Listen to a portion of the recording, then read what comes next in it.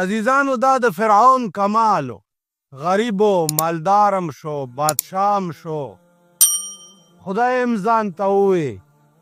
دنیا ورته سجدې مو کړې، دا یې کمالو. اوس ته ګوره چې الله د زوال اسباب ورته په کومې طریقې په دې سړی پوهېږي هم نه. د زوال اسباب په داسې طریقه سړي ته جوړ شي چې کور کې ورته اور ولګي او ده ته پته هم نه لګي. کور کې اور ورته ولګي او ده ته پته هم نه، او هغه د کور د اور نه د ده خاتمه وشي او د ده تباهي وشي او ده ته پته هم نه. دې وجې نه هر وخت د خدای د قوت او د زور قایل اوسئ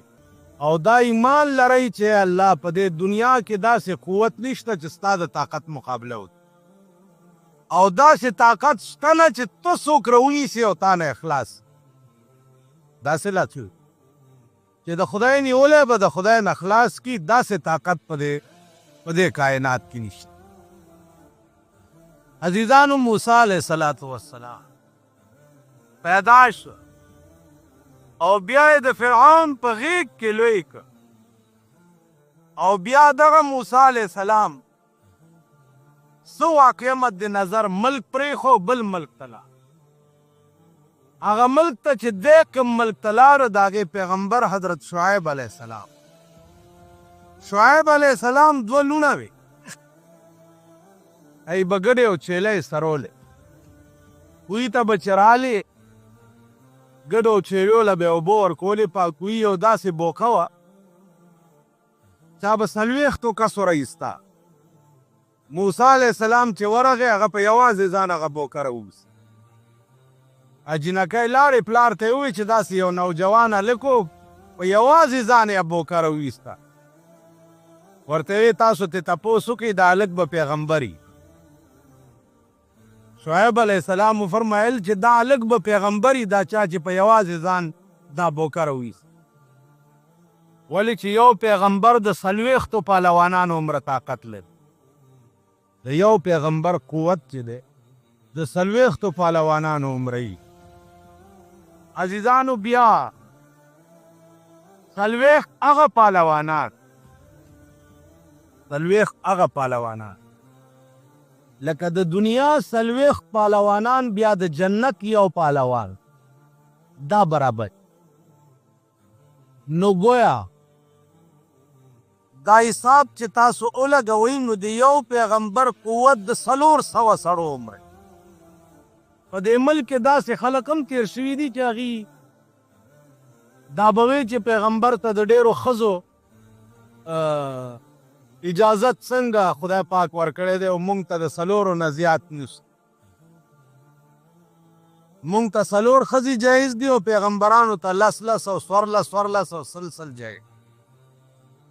نو پیغمبرانو ته د قوت په اعتبار وی، نو یو پیغمبر ته 1400 ښځې روا وي. 1400 خو هلته خیال د قوای شهواني نه و. پیغمبر ته د زیاتو ښځو اجازت په دې وجه و چې بعض مسایل داسې دي چې هغه به د ښځو په ذریعه ښځو ته رسي. نو پیغمبر ته به د ډېرو ښځو ضرورت ځکه و چې دا ښځې به مبلغینې وي او دې ښځو ته به د خدای دین رسو. هلته د قوای شهواني خیال نه و، کینې یو پیغمبر ته بیا 1400 ښځې پکار. تا ته 4 ښځې روا دي، نو ته خو 4 پوره که، که بیا 5مې ضرورت پیښ شو، بیا به تا دپاره خبره جوړي. د پاکستان کې دا یوه میخه څوک نشي ساتلی، دا پاکستانی میخې دا یوه څوک نشي ساتلی. ستاسو پلار به 4 ښځې وساتي. تاسو دا جومات کې چې ناست دي په ایمان یې وایي 4 ښځو شوق هم شته. ووایي 4 کولی شئ، یوه نه شئ ټینګولی. لکه ناګویان اسپه چې یو طرف نه چې راټینګی په بل خوا درنه وځي، بل خوا نه چې راټینګی په بل خوا درنه. خدای چې کوم تقسیم کړی دی هغه ډېر ښه. الله ته پته وه چې ته د یو نه د 2 قابل هم نه. دا هم څلور روا دي خو شرط یې ورسره لګولی وان خفتم الا تعدلوا نو فواحدة که دا یره دی چې ته به عدل نشې کولی انصاف به نشې کولی په هر شي کې به مساوات په هر شي که په هر شي کې د مساوات نشو کولی نو الله وی فواحدة بیا به یوه کې یا به دویمه ملم تاسو پوه شوئ وان خفتم الا تعدلوا مثنى وثلاث ورباع دوا درې څلور لیکن وان خفتم الا تعدلوا که تاسو یریدئ چې عدل به ونه فواحد یا به یوه ډېرې ښځو فطرت درته معلوم رسول الله صلی الله علیه وسلم د یو بیبي کور ته لاړ هغې وله د شاتو شربت نورو بیبیانو ورته صلاح وکړه چې دی راشي نو ورته به ووایي چې موږ له خو تا د خولې نه د مغافیرو بوی راځي په دې چل به دله زورنه ورکو چې د بلې بیبي کره ته ولې تلی چې دی راغی ورته ویل اجدو منک ریح المغافیر مونږ خو تا نه د مغافیر بوی بیا مومو حضور علیه السلام فرمایل چې ما خو مغافیر نه دي څکلي او نه مې خوړلي دي ما خو د شاتو شربت غذا په ما د حرامي چې دا شی به زه بیا نه ښځو د لاس قرآن ورته راغی چې لم تحرم ما حل الله لك الله چې کوم شی حلال کړی ولې په ځان حرام خدای بند دا خو دی ښځو طبیعت ښځو فطرت دا دی حضرت عایشې کور کې پروت دی او نیمه شپه کې پاسې جنت البقی مقبرې ته لاړو درې ځله یې دعا درې ځله هدیرې ته لاړو دعا یې وکړه او درې ځله یې دعا وکړه اوس بعض خلق پاکستان دی هر بلا پکې شته دوا دلته کوه او ملته مه کوه او پلانه دعا هر وخت یې کوه 20 ګنټې دا خوله په ژړا لره او خدای ته یې وازه لره او خدای ته سوالونه کوه خدای ته زاري کوه هغه وخت دعا کوه یو وخت په 24 ګنټو کې داسې نشته چې هغه د دعا نه مني شریعت پکې منع کړي یو وخت داسې او که چا ووایي دې سټ نه یې نیسه او د مرغۍ غوندې ته دا سټ تاو پاکستان کې ډېرې فتنې دي خو یو فتنه پکې په دا شکل کې مست واه ښه کار پیغمبر که د جهاد په میدان کې ولاړ دی دعا کوي بدر کې ولاړ دی دا د هر په شکال میاشت ده د روجې میاشت ده روجه یې نیولې ده جنګ هم کوي او دعا چې پروردګاره که ته غواړې چې د ځمکې د پاسه تا نامې اخیستو والا پاتې نشي نو دا 314 کسان ټول شهیدان که او که د ځمکې د پاسه خپلې نامې اخیستو والا پاتې کول غواړې نو خدای د دوی امداد وکړه د بدر میدان اوس میاشت دوه کېږي چې ما ولیدو هغه ځای مې ولیدو چې کوم کې پیغمبر ولاړو عزیزانو یو لیش بوټی پکې نشته سوری نشته کاڼي شګې ګیر چاپېر غرونه او د هر په شکال میاشت او په دغه میدان کې ولاړ دی او د شپې یوه کجوره په 2 کسه خوړلې ده او روژه یې دعا یې داسې دعا به ستا او زما غوندې دعا به یې کوله تا او ما غوندې داسې دعا به محدثین وایي چې لاسونه به دومره اوچت کړه چې دا د ترخونو سپینوالی به په دې لاسونو کې ښکاره تاسو داسې دعا چرې کړې ده په ایمان تاسو خدای ته حاجت پیش ته که مولیان مو دي دا د خدای په قهر اخته که مونږ یو لا د خدای په قهر اخته حاجت هم نشته پیغمبر حاجت و که ټول کائنات غم یې په سر و داسې به په ما عزیزانو دعا 3 ځله په جنت البقی کې جناب رسول الله صلی الله علیه وسلم مقبرې ته هدیرې ته چې لاړ شئ تیرې که همت راغی چې تر څوم دعا ورته نه دا مه کوه چې چېرته چونه کړی ځای وګورې او اله بابا ته به یې کې او ته به یې راکې دا شیطانت مه کوه باباګان چاله څه ورکولی نشي. محتاج دي ستا دعا ته. ورکول صرف د خدای د ذات کار دی. په دې خبره پوهېږئ؟ ورکول د باباګانو کار نه. باباګان د مرګ نه وروسته ستا دعا ته محتاج. ستا دعا ته پادیرې ورغی محتاج دي دې ته چې ته پې دعا وکړو. علما لیکي چې یو آیات کرسي چا پادیره کې وویله نو 40 ورځې د هغه هدیرې نه عذاب اوچت شي. هغه مقبره 40 ورځې عذاب نه یو آیات کرسي دي چې پکې وویل. نو په هدیرې ورغلې څه نه څه قرآن پکې ووایه نو هغې نه ډېره فایده. اوس چې بل ته خیر ورسې خو الله هغه خیر ستا جولی کې اچوي. خیال م راغی؟ نو هغه د پنجابیانو کار مه کوئ چې چرګ زیارت ته وړی چې بابا کوکړ گھنتے پتر دی کوکړ گھنتے پتر دی چرګ مې راوړی دی او زوی راکړه د دې په بدن. زامن مامن او لوڼې مونې دا ورکول د خدای کار دی، دا د بني ادمو کار نه دی، دا د زیارتونو کار دی. اوس بېله خبره ده چې زمونږ په بالا ماڼۍ کې داسې خلک اوسېږي چې صاحب هغه ورځ ډولکي غاړې ته اچولي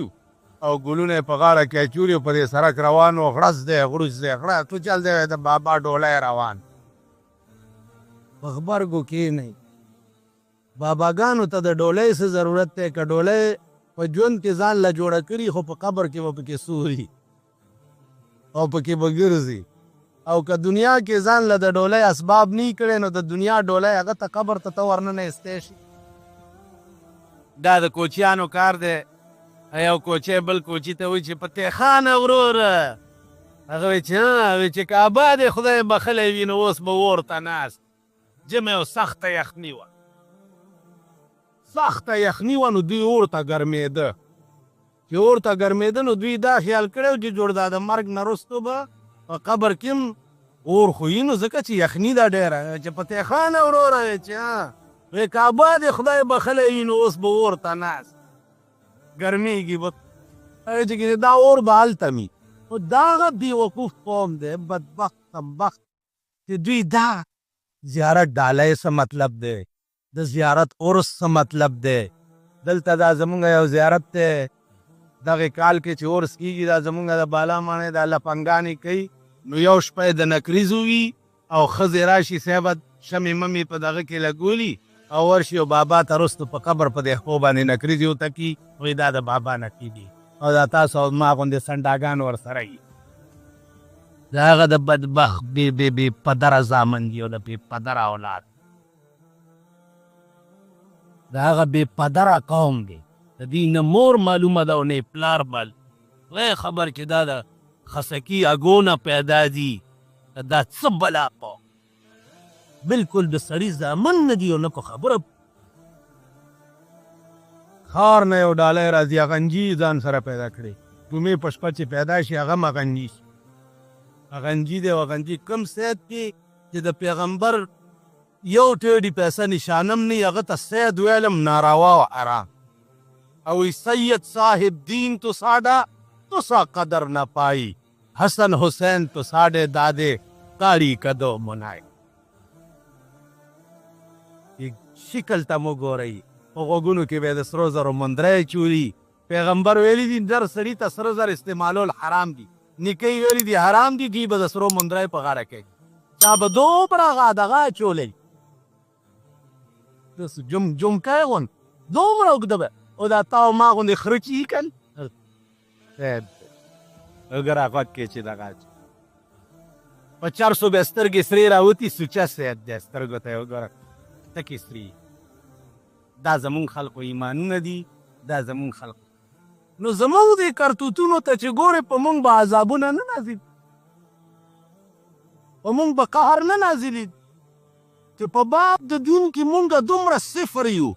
چې خدای خدای نه ګڼو، رسول رسول نه ګڼو، قرآن قرآن نه ګڼو، مذهب مذهب نه ګڼو. هېڅ نه پوهېږو. خو که یو خر راپاڅېدو او مونږ ته یې ووایي چې دا شی مذهب دی مونږ هغې پسې، یو قچر راپاڅېدی چې دا شی دی مونږ هغې پسې، نو مونږ به تباه کېږو نه، غر کېږو به نه. نن سهار را سره یو لګیا وی ټیکسونه ډېر ولګېدم. ما خو یو شعر د جمعې مونځ ته راځئ که نه وی چې مال ما خو ویلی چې ستا په عشق کې طبیب وایي ما رحمان ته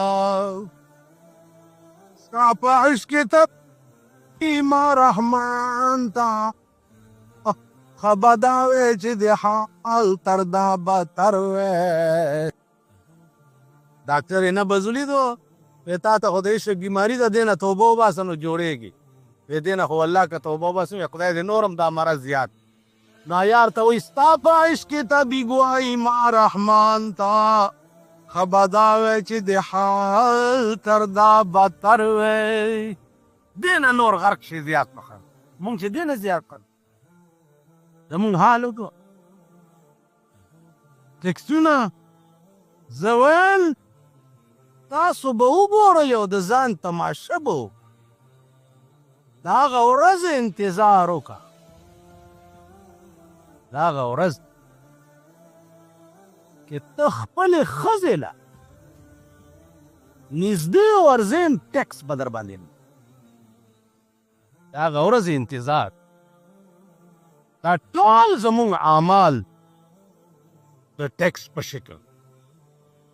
د وی سی آر په شکل د ټي وي په شکل وره مونږه د بټو په وخت کې کوثر نیازي راغلی و دلته چې رات ټي سټیشن افتتاح کړو نو خلکو ته یې مبارکي ورکوله چې زه به رنګین ټلویزیون افتتام یوه ورځ تاسو نو مونږ ورپسې شو چې خدای دې تباه که ته خو مولای بیړه دې غرقه شو نور دې د میردین جومات ته خو مولای ته څنګه وایې چې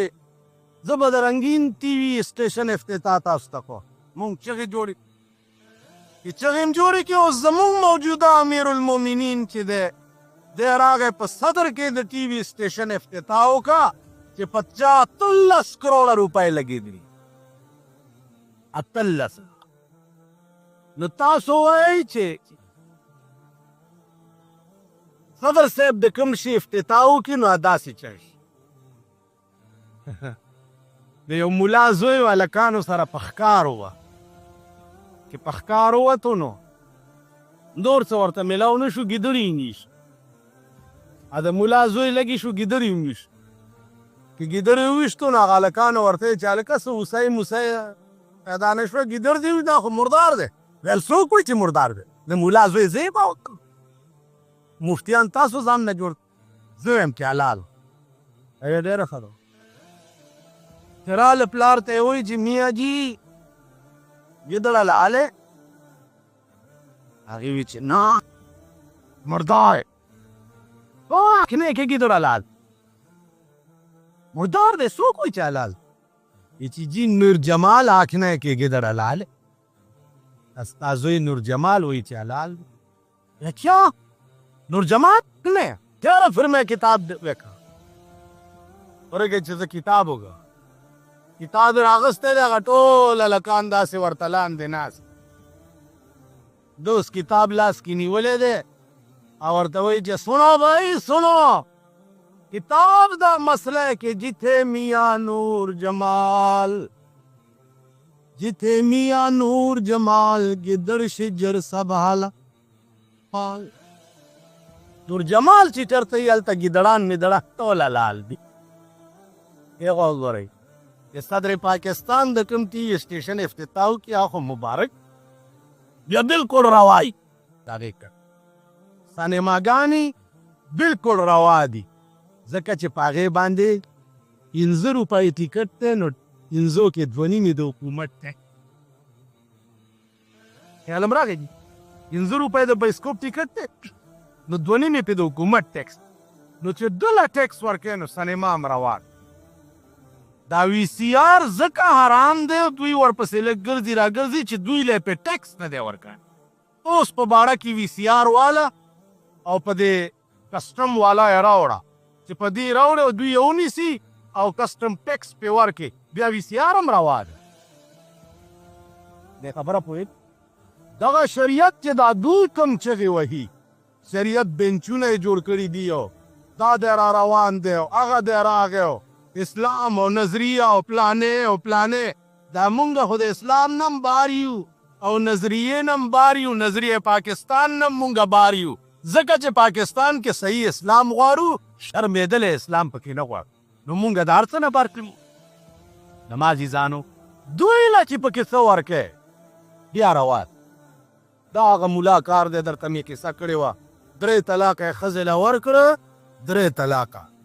او استاذ له 3 ورځې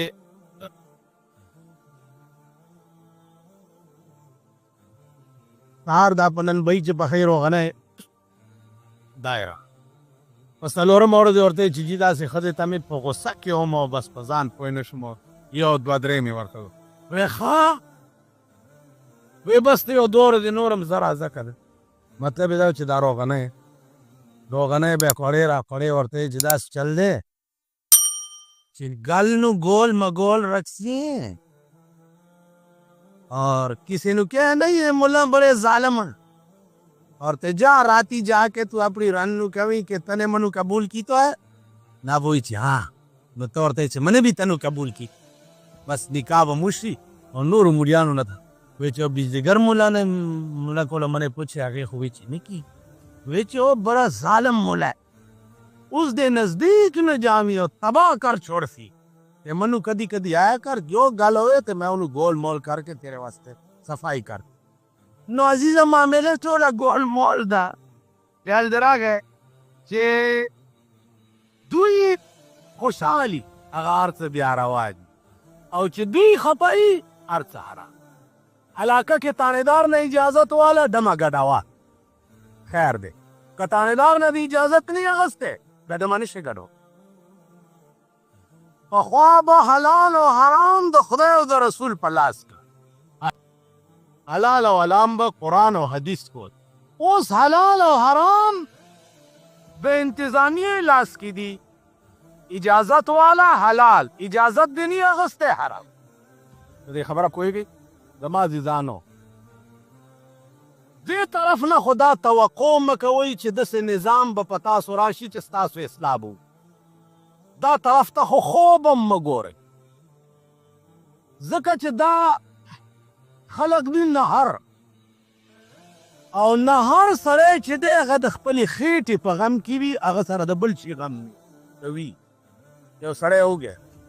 نو وږي سره د بل د خېټې غم نه وي سوا د خپلې خېټې دا غریبان نهر دي نو د دوی ځان له خېټې نه ډکېږي دوی ملک او قوم څه کوي هر له څه سوچ پکار دی چې دا مونږ په څه بلو بلو سر یي مونږ ته څه سوچ پکار مونږ ته د خپلې زندګۍ جوړولو څه اسباب اختیارول پکار دي زما عزیزان روژه ده اوږد تقریرونه پکار هم نه دي چې زه درته وکړم خو هره شپه چې څملی سوچ کوه دا زه څه له پیدا یم او زه کوم څه زما د ژوند غرض څه دی زما د بچو د ژوند غرض څه دی زما دا کور چې قدرت ما ته راکړی دی د دې کور غرض څه دی دا زه یې مشر کړی ولې په دې ټولو اسبابو باندې سوچ کوئ فکر کوئ بیا هغه اسباب اختیاروئ د کور نه د دوستانو نه اشنایانو نه محلې نه علاقې اوس تاسو وګورئ زمونږ جوماتونه دي دا جومات ته چا کې چې تاسو ناست یې د جمعې لمونځ کوي دې کې حافظ ولاړ دی قرآن ختم زما زوی دی هلته خپلې تراویح کېږي بیا دلته راځي د حافظ پسې څو رکاتو کې تلاوت یګا راته وی یو صف کې نیم پاتې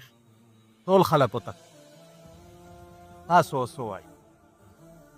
چې د دې محلې خلک چې په چا کې دا جومات او څوک پکې وغځېږي نو مونږه صاحبه دغه قرآن ورپسې بیا په قبرونو هم وایو او دغه قرآن ورپسې په کور کې په ختمونو هم د دې جومات دا حافظان چې چا قرآن وي او دوی ژوندي دي او کې وتښتی که نه جي دا حافظ بیا کور ته بوځي چې راشه اوس ده پسې دا 3 سپارې ووایه چې دی وبکړئ تاسو په دا زاړه ایمان ووایئ چې په دې قرآن به دوی وبکړئ په خیر دومره خو خدای عقل درکړی دی دا قرآن به تا ته وایي چې او ملا خوله کې د دانه وخیږه پرون ته ولاړ وې په روجو کې د پکې لاندې دی درپسې نیمه ګنټه قرآن اورېدو ته نه شو ودرېدی اوس ته ما دوه پسې سفارش کولو ته قبر ته او قیامت ته لېږې چاله دا راخلاصي په دې قرآن به دا قوم راخلاصي د ختم په شپه بیا شیطانت له ټول جومات ډکي پوله وي او چای وي او شیریني لاله هله په قرآن دا د مالګه پې دم کوه هله صاحبه دا چیني پې دم کوه هله دا پلانی پې دم که په دمونو ممونو نه کېږي کور خوړم یو سا په دمونو نه کېږي په ژوند راشئ دې قرآن ته ودرېږئ د خدای په قهر اخته یئ د خدای تباه کړي یئ خدای غر کړي یئ خدای شرمولی یئ نور به م شرمئ په ژوند ورته ودرېږئ د خدای کلام واورئ خدای کلام زده کوي د خدای کلام ته سرونه ټیټ کوي کینی بیړۍ به م غر دغه خدای فرعون غوندې لعین راونیو دا کیسه به مخکې راځي انشاءالله فرعون غوندې چې راونیو بیا چا خلاصولی نه شو هغه فرعون چې ټول سلطنت به سجدې ورته لګولې او خدای ورته وی او اوبو له حکم وکړو په اوبو یې راونیو هغه فرعون بیا چا خلاصولی نه کړو یو ځل د خدای راونیسي په خدای مې د قسمي چې نه د بیا مور خلاص کی نه د بیا پلار خلاص کی نه د بیا زوی خلاص کی نه د رور خلاص کی نه د دوست خلاص کی نه د علاقه دغسې هر جومات کې چې ګورئ لومبی دوه درې شپې ګرمه ګرمۍ وه او صاحب اوس خلک تښتي دا فصلي مرضان چې دي دا د بټیارۍ زامن دا د بټیارۍ زامن قرآن نه تښتي تراو نه تښتي منځونو نه تښتي دا قوم او ښه ورځ لا بعضې پکې راشي مولانا صاحب تاسو څه نه وایي دا وګوره ساز ده لای دی دا ټیپر ګران دی ډېر ښه کار دی چیني ګرامه ډېر ښه کار د دې ځان ته هم وګورله دا خو الله دی عذاب داسې ښکاره نه راځي چې را روان یو د ګولۍ غوندې استاد مازغه والوځئ عذاب کله صاحبه د مجسټریټ په شکل کې عذاب کله د پولیس تانیدار په شکل کې عذاب کله صاحبه د کچرو په شکل کې عذاب کله د ټیکس په شکل کې ہے نه جی ها شکلونه دي مختلف د عذابونو او ستا د اعمالو شامت ته مختلف شکل کې بعضې وخت کې ته یو ګناه کې ملوث مې ګیر شي د بلې ګناه ده او دا مې هم درته مونږ هسې خلک ووایو دا وایو چې دا حکومت یره ظلم قسم مې د پوخ دی دا لرې او د ده په ځای بل هغه د موږي والا رانغی نو زما نه دا کیره څو پورې د دې قوم حال کوم قوم چې خپل حال په خپله نه یې بدل کړی د بره نه نه بدلي لاندې نه به خپل حال بدلی نو هله به د حال بدلي بره نه نه بد په دې 35 کاله کې خو تاسو ووایئ چې مونږ وایي چې دا لږ دغې نه مې چې هله کلمې ویو پلانې کې او پلانې کې کلمې لاندې تا